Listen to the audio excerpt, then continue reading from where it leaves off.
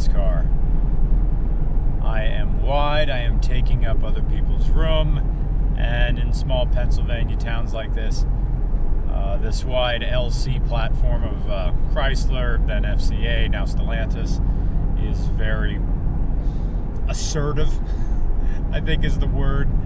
I can understand a little bit what Jeremy Clarkson was talking about, how American cars are so much in people's business. Not that, I don't drive American cars, but, okay, that Sigma platform from the CTSV, that was a reasonable size car. This is big, actually, and I need to merge now. Maybe some more revs. I've noticed that there's nothing really to, what is this, a construction truck, something else? Here I go.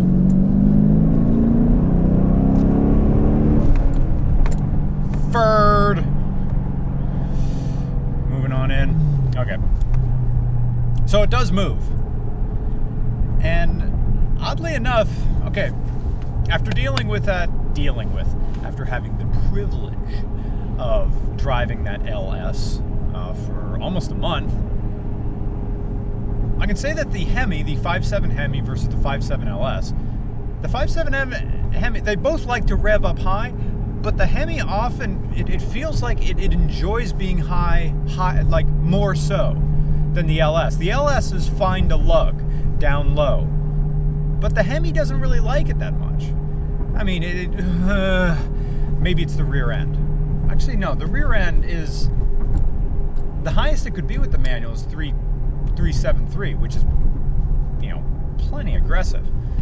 I don't know what the rear of that CTSV was, but this feels like it shifts nicer when it's up at higher gears. It's a bit notchier down below.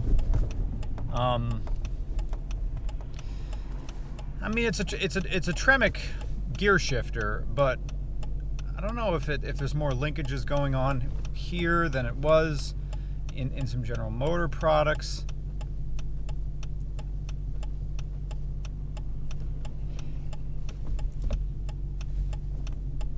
I still can't get over like the trigger on this gear shift right here at the very top. What is this, a gun?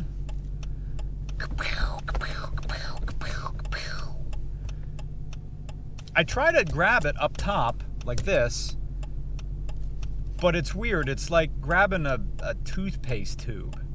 The only way to really feel comfortable grabbing the pistol grip shifter of this Charger is to hold it like a pistol. Okay, so first gear straight to third. Don't even bother with second, ever.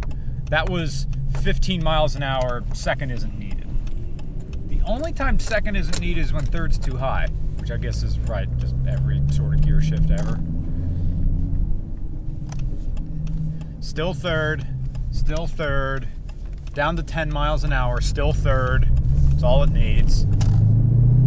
And then it comes alive again. Fourth, fifth. Sixth, though, not so much in town.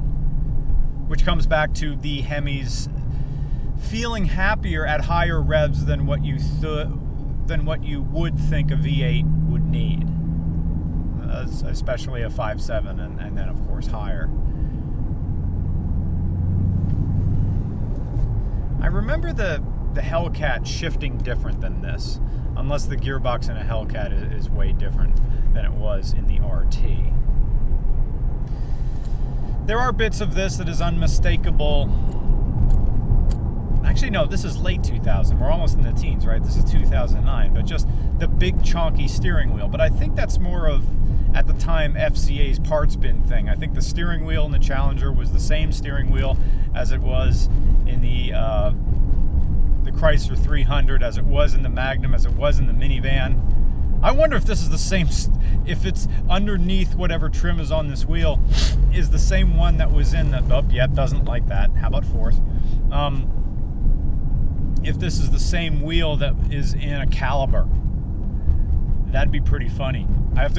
We have to go back and look at the videos. when we did the caliber. Is this the same steering wheel? I like how the digital, the tack, I say digital tachometer because odometer. The digital odometer, because I still remember flippy mechanical ones, is the same layout as it was in my 2000 Dodge Neon. Just this green calculator, like bank calculator odometer. It's just the little Dodge things that are carried over, that let you know that we're not the company General Motors is. We're not the company Ford is. We don't have that type of bankroll to have different SKUs for different parts of the car. So we need to carry over as much stuff as we can. I've mentioned this before in other reviews, but our family growing up was all Mopar in high school. That's all we owned was Chryslers and Dodges, because my uncle, rest his soul, owned County Chrysler Jeep Dodge in Hamburg, Pennsylvania. And sometime during the 2000s, when I was in college, he sold it to Bob Outen. This is like really super specific Pennsylvania stuff. But yeah, my uncle sold it to Bob Outen, who owns all those places over there. And so I just grew up as like the nephew's son of the guy who owns the dealership, just running around in County Chrysler Jeep Dodge, County Chrysler Plymouth Dodge. That was like 90s was when Chrysler had everything, including Jeep Eagle and all that stuff. And we did own an Eagle. We owned an Eagle Vision for a while. So we'd just get cars at invoice from Uncle Bill. So that's what we drove. And I just thought, well, then Dodge is the best. Now this was before the yellow light. I'm not going to be that guy.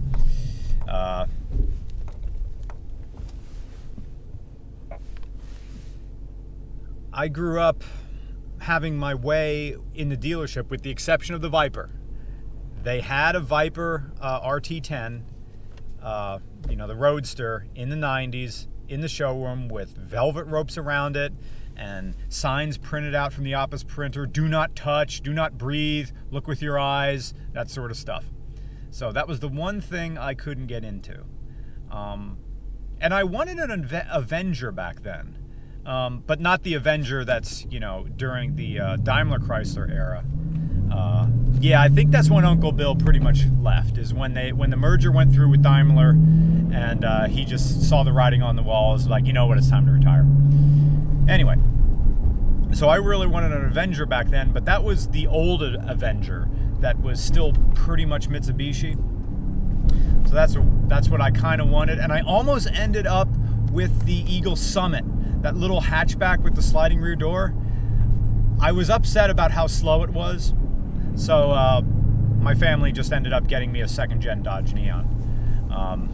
Looking back, though, to have that Eagle Vision, I would have been so much cooler in that rather than in a Neon, but I guess at the time when you're, 18, all you care about is speed. It's like, this car's slow, not realizing how cool an Eagle Vision, Eagle Summit would be, which I think is really just a Mitsubishi Colt. On back roads, Challenger's fine. It's even with the box set 10 horsepower K&N intake, and even with the Borla exhaust, I think this is the quietest car we're ever giving away. There's no real drone, there's nothing. I'm in 6th gear. Maybe because there's so much car, and that engine is so far in front of me, and that exhaust is so far behind me, that nothing really gets into this cabin, this all-black cabin. I've been futzing with this head unit, and maybe you can figure it out, whoever you are who's about to win this. This is a Alpine unit. Someone spent serious cash in 2009 on this car. It has two amplifiers in the back, plus a big capacitor for the amplifier, so you don't tax your your charging system. Because I remember that happened to me when I had my Dodge Neon. I had the amplifier and I had the 12-inch sub. Only mine was Jensen, not Alpine. I one time just playing music too loud for too long. Got an Amazon truck in front of me. Speaking of, that's a Doge too. Do I dare pass him on this double yellow? That's the thing you're going to have to worry about, because you're so big, if you pass somebody, you're going to have to commit. And this is not a Hellcat, so you don't have forced induction. And I can't see around him over double yellow now, and we can't get back to him. Anyway, so this thing has a gigantic capacitor as a buffer between your battery and alternator, of course, and the amplifier themselves to make up the difference. So you don't drain your battery with such, I don't know how many watts the stereo kicks out. I haven't tested it because I'm not really a big, honestly, I used to be a big bass guy, but not anymore. I just want to listen to my podcast and my ska music, and you don't need bass for that. Tell you what you do kind of need. You do kind of need your fog lights with your low beams. This is early days. I think these are reflector headlights. So, yeah, I'm glad it has the fog lights. I see ESP off down here, traction control. Guess what I'm not going to be pressing? I'm not going to be pressing that. What I am going to be pressing is my right foot in second gear. Is the Amazon truck going to Moyers? Nope, they're climbing the hill. And so will I.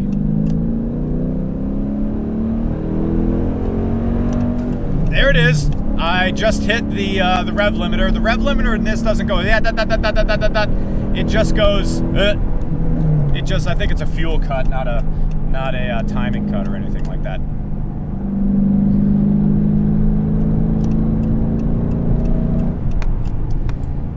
Now the road curves a little bit, and I can feel the weight of this vehicle.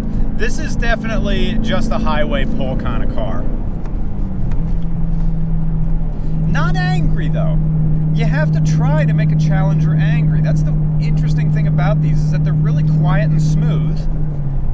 And I think because they're so uncomplicated. Although the person with the CTSV, they had a very aggressive exhaust on this. And whatever Borla setup is on here has legitimate baffles and stuff like that. So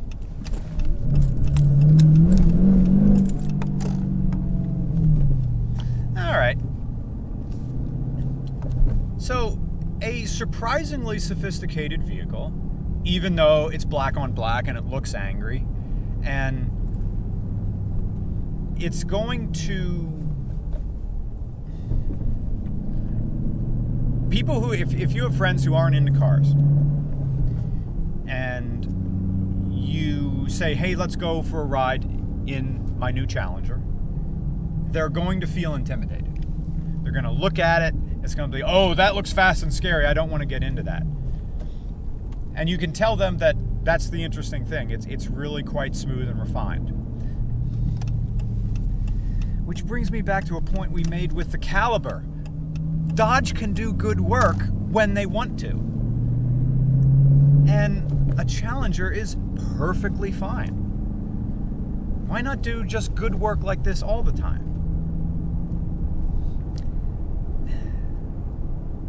Well, they obviously aren't making a mistake with this, because people keep buying them. Although RIP, the rumors are on the wall that in 2 years, in 2024, the Challenger will end. And its replacement is going to be electric, and I hope they keep the Challenger name, or rather the third-gen Challenger. They could bring back the Avenger. I kind of hope they don't call it the Avenger, but we'll see. So it's a nice send-off to this piece of automotive legacy spanning the 2010s and beyond.